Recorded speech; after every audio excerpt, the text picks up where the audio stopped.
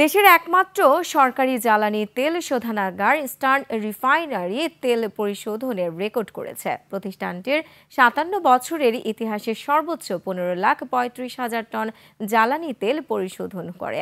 এদিকে মহেশখালীতে ১০ লাখ টন সক্ষমতার নতুন শোধনাগার এবং পায়রা বন্দরে আরেকটি শোধনাগার স্থাপনের পরিকল্পনা নেওয়া হয়েছে বলে জানিয়েছে বিপিসি।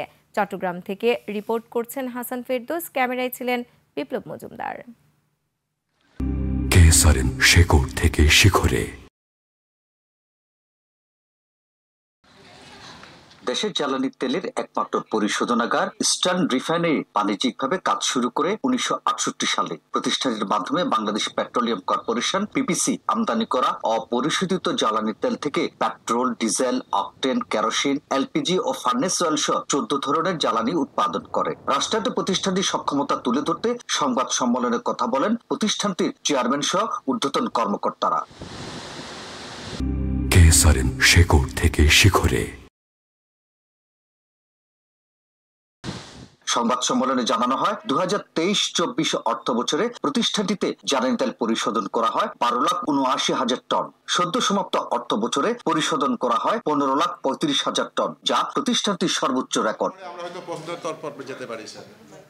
আমরা সেকেন্ড টাইম এটা করলাম ১৫ লাখ, কিন্তু আমরা ২০২০-২০২১ অর্থ বছরে করেছিলাম।